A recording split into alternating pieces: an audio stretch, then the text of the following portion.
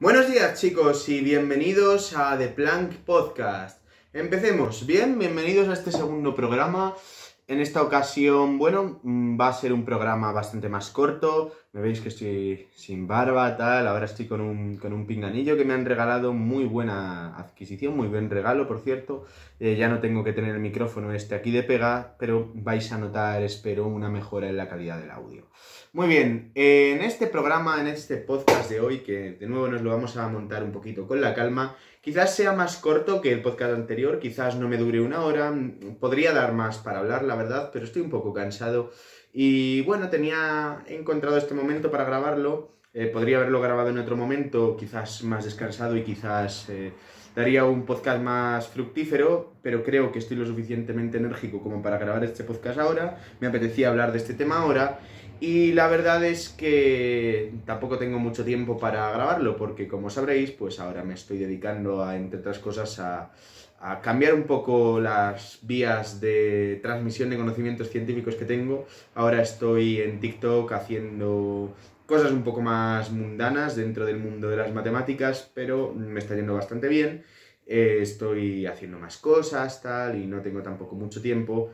Entonces, bueno, pues quiero empezar este podcast. Hablaremos, fundamentalmente de una cosa, pero si veo que se queda muy corto o si veo que me apetece y surge de manera climática y natural, pues hablaremos de más temas, ¿de acuerdo? Bueno, en primer lugar dije que en este podcast iba a traer un invitado. Mi invitado está de viaje, no ha podido venir. Así que, sintiéndolo mucho, vamos a dejar y a posponer un poquito esa invitación, ¿vale? Para más adelante. Estoy planeando y contactando para traer a más invitados que nos vengan a hablar de varios temas, ¿vale? Y bueno, como a lo mejor tenéis una idea un poco equivocada de este podcast, porque solo he hecho un episodio, no quiero dedicarlo únicamente, ni siquiera principalmente, a la física y a las matemáticas. Para eso ya tengo otro canal de YouTube, TikTok y más redes, en las que hablo de manera más detenida y pausada sobre estos temas, aunque quizás no desde un punto de vista más filosófico o reflexivo. Muy bien, el tema que nos compete hoy es Platón, es la filosofía. Hoy vengo a hablaros de Platón, en particular hoy vamos a hablar sobre no un libro suyo, sino un diálogo que se encuentra en Diálogos de Platón. Diálogos de Platón es es un compendio de todas las obras de Platón que venían en forma de diálogos. No de todas, también hay cartas, hay más cosas. Y que por supuesto me parece que es fundamental que por lo menos a los 30 o a los 40 años un ser humano que quiera ser un ciudadano culto haya leído, ¿de acuerdo? Como es mi caso es que tengo 20 años, me encuentro en un periodo de juventud en el que no he tenido tampoco mucha oportunidad de entrar en profundidad porque me he ido por otras ramas en temas filosóficos. Pero bueno, he leído más diálogos de Platón, pero el particular, el que nos ocupa hoy y del que os quiero hablar, es el último que he leído y analizado con profundidad. Este vídeo no tiene un guión como tal, lo que sí que tengo son unas pocas notas que he ido anotando mientras leía y releía. Solo lo he leído y lo he ido analizando un poquito, también he visto otros análisis que se han hecho un poquito. Ya sabéis que yo no soy una persona tampoco suficientemente docta en materias técnicas de filosofía, pero quiero daros un poco mi opinión, mi reflexión, cómo podemos traer esto al mundo cotidiano. Y bueno, del diálogo al que me estoy refiriendo es es que he formulado muy mal esta frase, lo siento, Ión, ¿vale? El Ión que recibe su nombre de el Rápsodo Ión de Éfeso, ¿vale? Detallaremos un poco más adelante qué significa esto. Y bueno, como es la primera vez que hablo de Platón, y me parece que es muy importante en filosofía no solo entender la obra, sino también entender el contexto de un filósofo, pues vamos a hablar un poquito de la biografía de Platón. También tengo aquí anotadas algunos detalles, por si acaso me dejo algo, lo revisaré. Pero bueno, vamos a hablar un poco de la biografía, de la vida de Platón, muy resumidamente, pero simplemente para contextualizar un poquito esto. Bueno, Platón es un filósofo griego que es fundamental en los siglos V y sobre todo IV a.C., nace en el año 427 a.C. y en Grecia, y hay que ponerse en un contexto de que estamos en la Guerra del Peloponeso. La Guerra del Peloponeso, como es sabido, dura 27 años, del 431 al 404 a.C. Por lo tanto, hay que tener en cuenta que Platón crece en un contexto bélico, con lo cual pues esto repercutirá de alguna manera en su vida. Platón además es sobrino, entre otras figuras destacadas, de Solón, y también de un par de personajes que formaron parte del gobierno de los 30 tiranos, que, como es sabido, es un gobierno que acabó con la democracia ateniense, ¿vale?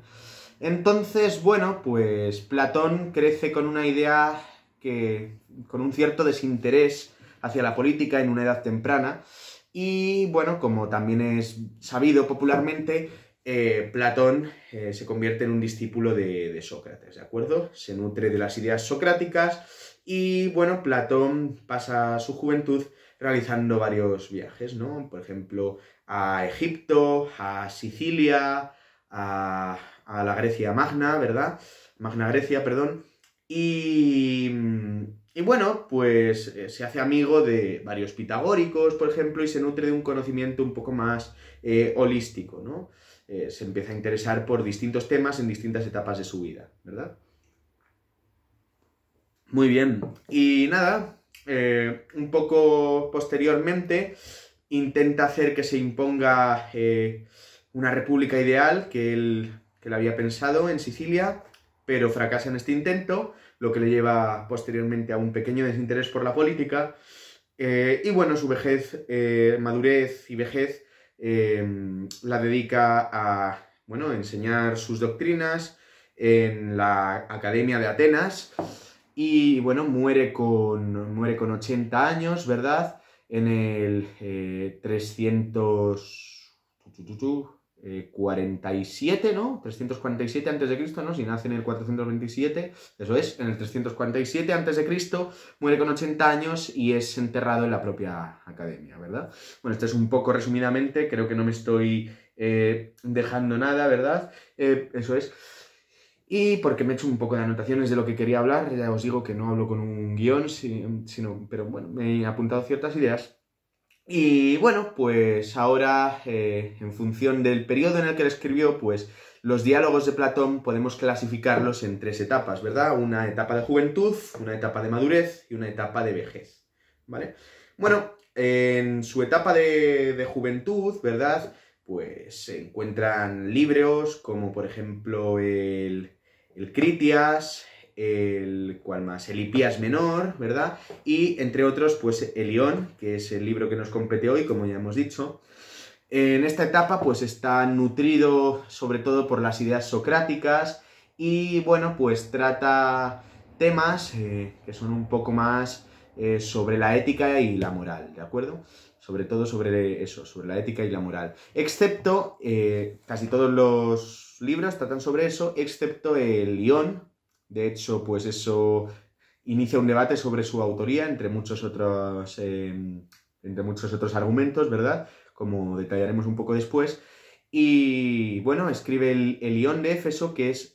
bueno, Ión de Éfeso es el personaje, ¿no? El diálogo en concreto se llama el Ión, a secas. Trata temas un poco más generales, en particular se centra en la dialéctica socrática, ¿no? Esto es, el método que tiene Sócrates para refutar algo, que, como veremos, va a ser lo que más importancia tenga en este libro, ¿no? Bueno, eso es la etapa de juventud de Platón. Después tenemos bueno, por supuesto, esta etapa es anterior a la muerte de Sócrates y, bueno, posterior a la muerte de Sócrates se produce se da pie a la etapa de madurez, ¿no? En la que se encuentran algunos diálogos muy importantes, como puede ser la República, el Fedro, ¿qué más? El Hipías Mayor, entre otros, ¿de acuerdo? En esta etapa pues hay un poco de... Bueno, abandona un poco la doctrina socrática, abandona un poco las ideas de su maestro y tiene un interés mayor en generar una filosofía propia, ¿verdad? Se empieza a interesar por temas como la inmortalidad, el amor, ¿verdad? De ahí el amor platónico, la justicia, ¿verdad? Y este tipo de temáticas, ¿verdad? Y por último, pues, bueno, también eso, las ideas, el mundo de las ideas, todo este rollo, la teoría de las ideas. Y por último tenemos una etapa de vejez, a la que pertenecen libros como por ejemplo, o diálogos como por ejemplo el Timeo, ¿de acuerdo? El Timeo es, para mí, de los que he leído mi diálogo favorito. Sabe, como también es sabido, pues es un libro que trata bastante sobre la naturaleza y sobre la ciencia, según Platón, por supuesto. Hay que matizar que estamos en el siglo IV antes de Cristo, y es un libro que me parece muy importante para cualquier persona que se dedique a la ciencia, a leer, y es un libro del que hablaré posteriormente en otro podcast. Le quiero dedicar bastante más a ese libro y dar mi perspectiva como físico en potencia, ¿no? Y matemático en potencia. Es un libro que supone un ejercicio mental muy, muy importante, ¿no? Muy bien, pues en esta etapa de vejez, Platón ya sí que sí rompe con las ideas socráticas. Digamos que se le genera un desinterés. Sufre un desinterés sobre la teoría de las ideas y sobre el pensamiento de Sócrates, y se aleja de todos estos temas anteriores que he mencionado, y se dedica más a, también por influencia pitagórica, pues las ciencias naturales, la razón, la lógica y temas de este estilo, ¿verdad? Como se ve claramente en el Timeo. Muy bien, el Timeo también me lo estoy releyendo porque ya lo leí hace un par de años y quiero volver a releerlo para tenerlo más fresco para cuando hable de él en el podcast, ¿de acuerdo? Muy bien, creo que antes he cometido una pequeña errata. Creo que he dicho el Critias como Critias, bueno, es un personaje que también aparece en el Timeo. Lo había citado como un diálogo de la juventud de Platón, quería decir el Critón, ¿de acuerdo? Y bueno, y de la etapa de vejez, pues también podemos citar el Sofista, el Filebo y Leyes, entre otros, ¿vale? Porque solo he hablado del Timeo. Muy bien, y una vez contextualizado el tema de Platón, ¿verdad? Todo su bibliografía, quería decir, su biografía, no sé si antes he dicho bibliografía. Bueno, aquí tengo las notas que he ido apuntando, que como veréis no son muy extensas, porque creo que me cansé de anotar, ¿verdad? Pero vamos a hablar un poquito sobre Lión, ¿verdad? Primero, bueno, vamos a hablar, voy a dar una pequeña introducción al libro. Voy a decir un poquito los personajes, la temática que hay, ¿verdad? No es muy largo el Lión es un libro que os podéis leer es un diálogo, perdón, que os podéis leer en 20, 30 minutos, y es muy recomendable, la verdad, os lo aconsejo. Bueno, el Lión, aquí tengo la fecha en la que está datado entre el 394 y el 391 a.C. Como ya he dicho anteriormente, pues forma parte de la primera etapa de Platón, ¿verdad? De la etapa de juventud de Platón. ¿Qué más? Bueno, este libro, tanto en temática como en estilo, choca mucho con lo que es propio de Platón en esta etapa, ¿vale? Especialmente las características estilísticas de Platón en esta etapa, pues no se ven nada reflejadas en este libro. Por lo que hay una cierta discusión, hay un debate bastante extenso, hay bastante literatura acerca de este debate, acerca de si la autoría real de este diálogo es de Platón o es un diálogo que se le ha atribuido a Platón o que el mismo Platón ha plagiado. Bueno, eso no nos preocupa, en cualquier caso, nos es indiferente. No os voy a dar mi opinión al respecto porque, por respeto, entre otras cosas, porque no tengo conocimiento suficiente, como ni conocimiento histórico, ni conocimiento filosófico, en historia de la filosofía suficiente como para tener una opinión formada sobre esto, pero nos es indiferente porque vamos a hablar sobre la importancia, sobre todo, de una cosa que he mencionado antes y que mencionaré después y que no voy a mencionar ahora, que se da en este libro, ¿de acuerdo? En este diálogo. Muy bien, pues que sepáis que hay un debate sobre la autoría real de Lión, ¿verdad? Bueno, y eso, en cuanto a temática y tal,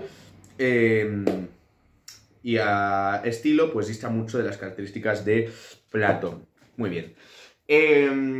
¿Cuál es un poquito el argumento de este libro, ¿no? Bueno, este es un diálogo completo entre Sócrates e Ión de Éfeso, ¿verdad? Sócrates es el maestro de Platón, bien conocido, otro filósofo, que por cierto no escribió nada, todas las ideas de Sócrates las conocemos gracias a Platón y a otro discípulo que tuvo, cuyo nombre ahora mismo no quiero acordarme, ¿de acuerdo?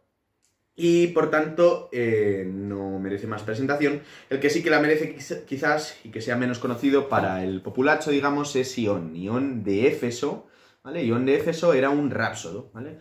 ¿Qué son los rápsodos? Bueno, los rápsodos eran, digamos, expertos recitadores, ¿de acuerdo? De poesía, especialmente de la poesía de Homero, de la poesía homérica. Y pues eran expertos recitadores en la poesía épica que se recorrían las calles de Grecia, iban recitando, orando, transmitiendo la lírica, transmitiendo la épica homérica y bueno, a veces pues se encargaban de representar sobre todo, pues eso, la Odisea y la Ilíada, que son las obras más conocidas de Homero y que también son importantes para entender esto con más profundidad. Se encargaban de representarlas en auditorios y de emocionar a la gente, ¿verdad? Entonces, pues eran, digamos, bastante expertos en recitarla. Digamos que no eran poetas, en el sentido amplio de la palabra, porque no se dedicaban a componer ni a escribir poesía, sino que se dedicaban a recitar la de los... Bueno, no solo la de Homero, ¿no? También la de otros poetas o escritores de épica clásicos, ¿de acuerdo? Pero fundamentalmente el más destacado y prolífico de todos estos es Homero. Muy bien. Entonces, ¿de acuerdo? Digamos que Ión de Éfeso era, como se da a entender en todas las lamidas de polla que le hace Platón al escribir, supuestamente Platón, al escribir este libro, el mejor rápsodo, el rápsodo más prominente, ¿verdad?, de la Grecia clásica contemporánea a Platón y a Sócrates, ¿vale?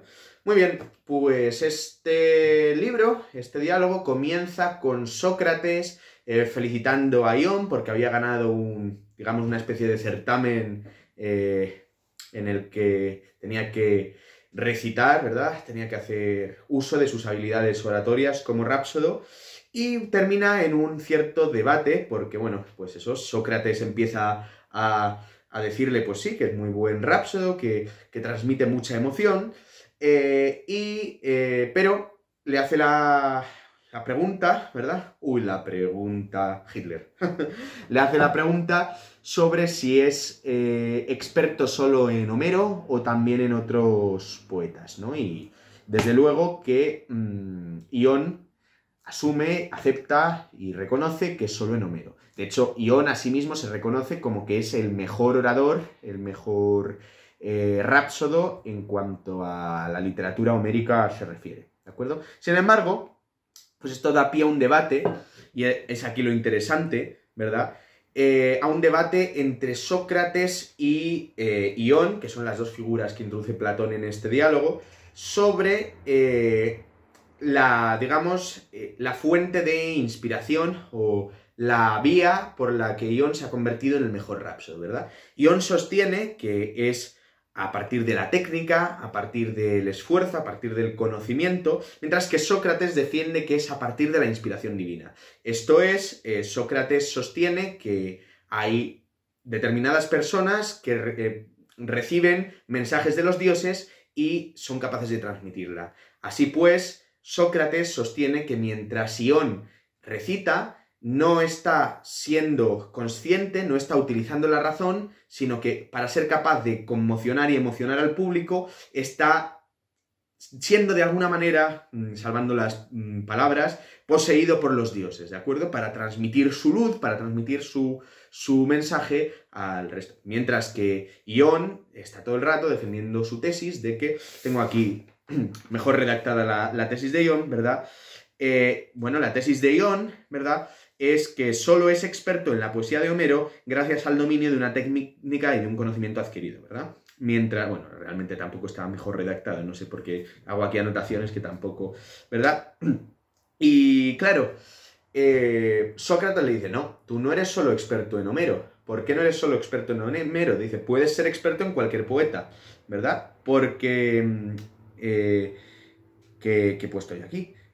Bueno, el caso, que puede ser experto en cualquier poeta porque el resto de poetas clásicos, de poetas épicos, tratan los mismos temas, ¿vale? Y como tratan los mismos temas, realmente, y Sócrates sostiene que está recibiendo una inspiración divina y no una inspiración debida a una habilidad desarrollada por su técnica, sino que es una habilidad innata de alguna manera. Digamos que Ión, según Sócrates, es una especie de elegido naturalmente para desempeñar ese papel, pues entonces es capaz de recitar también y de transmitir los mensajes que transmiten el resto de poetas. No quiere decir, evidentemente, que Ión se sepa de memoria los poemas y las obras literarias de otros poetas clásicos, sino que quiere decir Sócrates con esto que al transmitir las ideas de Homero también transmite la literatura de esos otros autores que hablan y tratan sobre la misma temática, ¿verdad?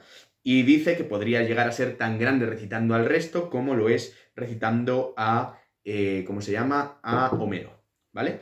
Y, de hecho, Sócrates sostiene que, bueno, él cree que hasta que el poeta no esté inspirado, y es a un estado al que llama endeos, y sin razón, es decir, no esté en uso de su propio pensamiento y de su propia lógica, sino que esté en esa especie de posesión divina de la que he hablado, no será capaz de poetizar, no será capaz de recitar, no será capaz de emocionar al público, ¿de acuerdo? De hecho, si mal no recuerdo, porque ya hace una semana y pico que me leí esto, con lo cual no lo tengo tan fresco como si lo hubiese grabado al día siguiente, lo siento por eso, Sócrates pues habla de que hay distintos círculos de, entre comillas, elegidos por los dioses. En primer lugar está Homero y todos los poetas que literalmente escribieron el mensaje de los dioses en esa literatura épica que redactaron.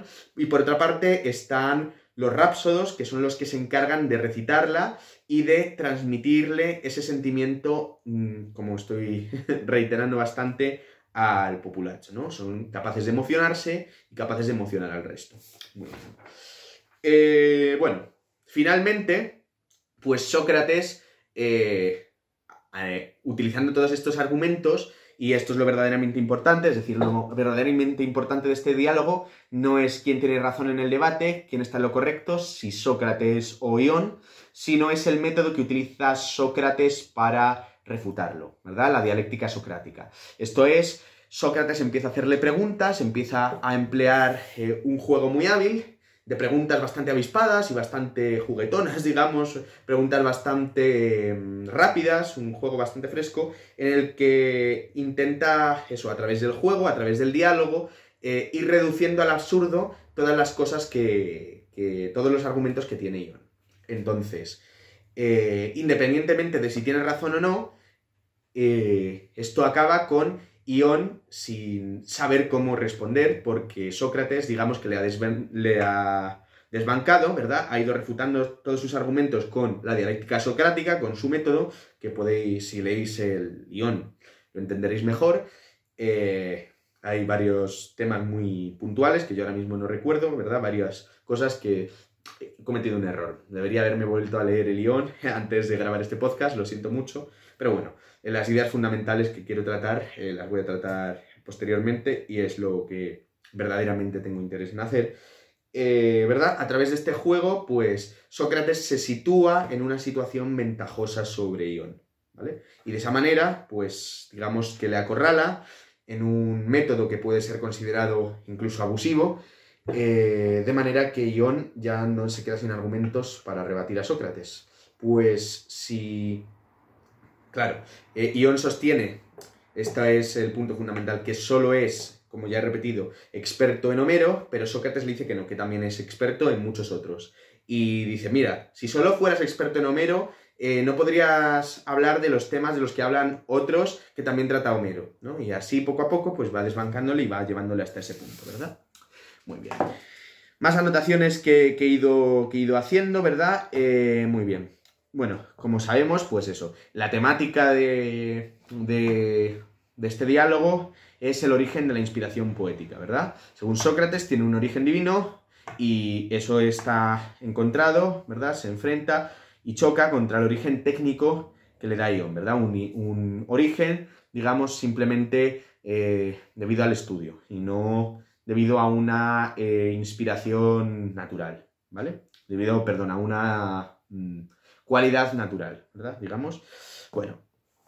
Como podemos ver, pues la figura de Sócrates está bastante presente en este diálogo porque esto sí que es una cosa que se asemeja, es un diálogo, digamos, escrito en la etapa de juventud de Platón, ¿verdad? En la que, como he mencionado anteriormente, está completamente presente las ideas de Sócrates y, en este caso, está presente hasta la propia figura de Sócrates.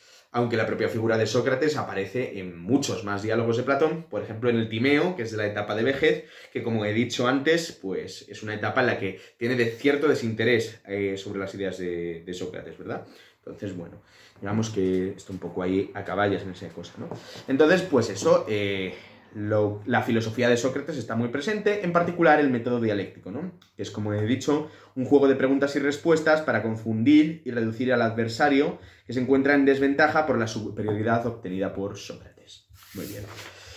Muy bien, pues llevamos ya más o menos media hora de podcast. En realidad ya hemos acabado con todo el análisis y resumen sobre Lión de Éfeso. Como veis, es un libro bastante sencillo de leer en comparación a otros diálogos de Platón. Es un libro que os recomiendo leer. Si le queréis echar un ojo, pues coged Diálogos de Platón. Seguramente, si los diálogos están por tomos, esté en el primer tomo, porque corresponde a la etapa de juventud de Platón, como ya he dicho. Es un libro que, bueno, podemos subrayar también la importancia del método dialéctico de Sócrates, que se plasma aquí.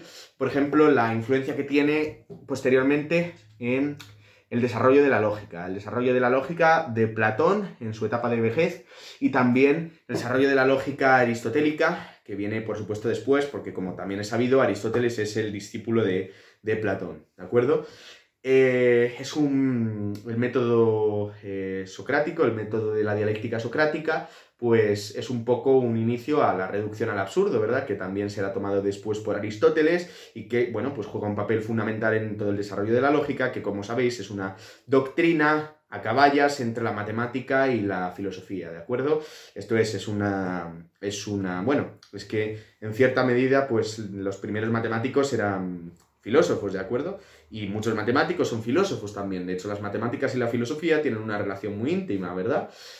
Hoy en día ya sabemos que se utilizan teorías más modernas en matemáticas, pero todos los matemáticos necesitan lógica, necesitan una teoría lógica consistente y los precedentes absolutos pues son los griegos, son Platón, Sócrates y Aristóteles, ¿de acuerdo? Luego, posteriormente, pues hay un montón de lógicos después y lógicos contemporáneos. La lógica no es una doctrina ni una disciplina cerrada, al contrario, es una cosa que es de actualidad, puesto que toda la informática se basa en la matemática discreta y en la lógica, entre muchas otras cosas, y toda la matemática, todos los teoremas, todas las demostraciones, pues se basan obviamente en la lógica. O sea que la lógica es una cosa que se da tanto en la carrera de filosofía como en la carrera de matemáticas.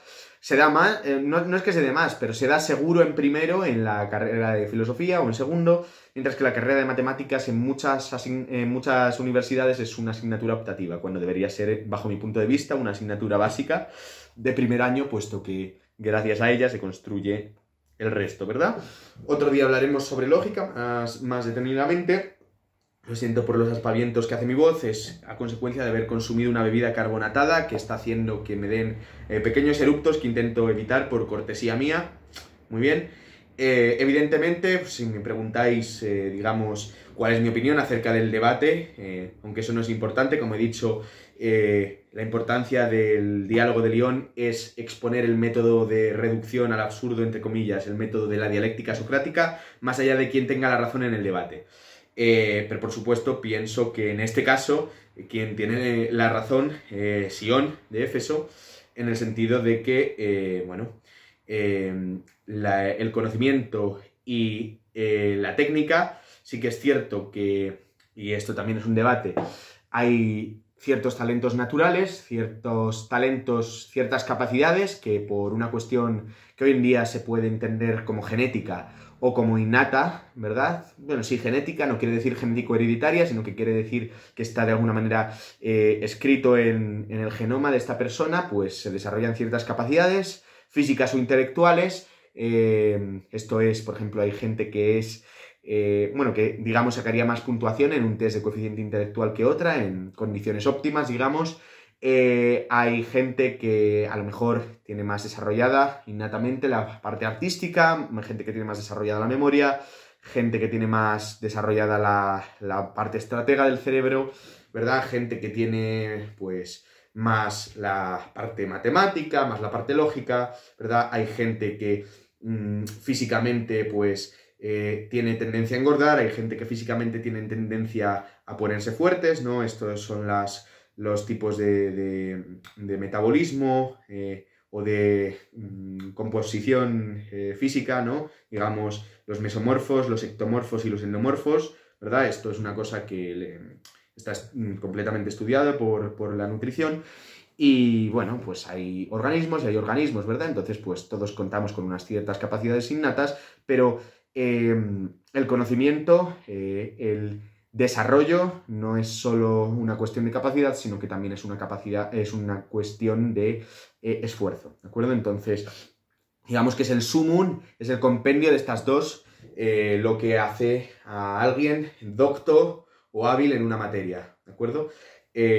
Por ejemplo, en matemáticas, pues hay gente que innatamente tiene más visión para el pensamiento abstracto, hay gente que tiene más visión, hay gente que es más buena innatamente para el cálculo, hay gente que es más buena innatamente para el álgebra, pero cualquiera podría con el suficiente esfuerzo, el suficiente tiempo y el suficiente interés, sobre todo, aprender y que no tuviera algún problema mental de algún tipo, ya sea una enfermedad, como puede ser a lo mejor un trastorno de déficit de atención o un trastorno de síndrome de Down, un trastorno déficit de una inteligencia promedio o cuestiones psicológicas de las que no tengo mucho conocimiento, pero que intuyo que pueden tener una repercusión negativa en cuanto al desarrollo del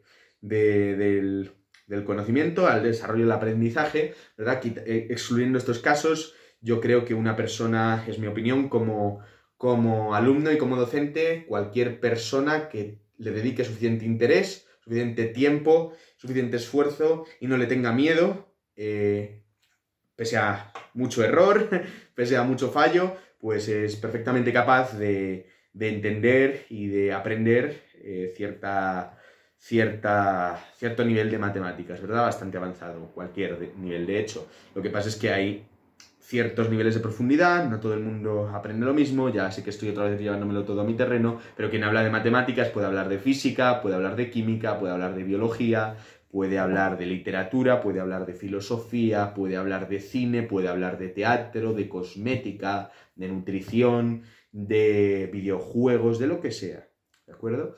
No es solo una cuestión de capacidad, sino que también es una cuestión de práctica, ¿verdad? La práctica hacia el maestro, esa es mi opinión. Entonces yo creo que, bueno, la capacidad es un buen punto de partida, pero a la larga es el esfuerzo lo que determina lo bueno o lo docto que se es en un arte o en una materia, ¿de acuerdo? Esa es mi opinión personal. Creo que con esto podemos cerrar el debate. No sé si hacer alguna reflexión más al respecto, no me surge de manera natural. Bueno, ya sabéis que este podcast, en teoría, en cuanto se normalice un poco la situación, lo tendréis cada domingo o cada 2 domingos, no sé a qué hora pongo, si a las 12 o a las 4. Este podcast lo estaré subiendo seguramente un viernes, un sábado, entonces, bueno, para que lo sepáis un poquito, seguramente un viernes, pero en cuanto se normalice un poco la situación, pues volveremos al horario habitual, se normalice la situación, quiero decir, se acabe el verano. Traeré más invitados, estamos hablando de ciertas colaboraciones. Por ejemplo, vamos a traer a varios estudiantes de física, a lo mejor varios a la vez, 2 o 3 o 1. También tengo algún compañero del doble grado que quiere venir aquí a hablar de ciertas cosas. Tengo también, ya os digo, a mi amigo, para no monopolizar todo esto. Esto es, mi invitado de la de esta semana, supuestamente, que vendrá seguramente al siguiente podcast o al siguiente del siguiente. Os va a hablar sobre un poco, por si os interesa el tema, bueno, vamos a hablar sobre muchas cosas, no solo sobre esto, pero él tiene una página, podéis seguirle. No voy a revelar su identidad, pero vamos a hablar sobre motos, vamos a hablar sobre coches y vamos a hablar sobre esas cosas de las que yo no tengo ningún tipo de conocimiento y él os va a explicar un poco. Quizás también hablemos otro día sobre deportes. Un día también podemos hablar sobre arte. Puede ser que traiga algún día, si se dan las circunstancias, a mi hermana, que estudia historia del arte, y ahí charlar y conversar un poco acerca del tema. Por cierto, ella no sabe nada, así que si ve el podcast, un saludo. Y nada, pues con eso voy a acabarlo, no quiero extenderme más. Lo bueno si breve, 2 veces bueno. ¿De acuerdo? Entonces, me podéis seguir en mi canal principal, Mr. Planck, donde subo vídeos de física y matemáticas a nivel universitario. También me podéis seguir en TikTok, Mr. Planck, todo junto, donde subo vídeos más cortos y divulgativos. En Instagram, Juan_Planck, y en Twitter, @Mr. Planck, YouTube. ¿De acuerdo? Así que nada, un saludo, pensad, reflexionad, dejadme en comentarios qué pensáis y un beso a todos. Os quiero.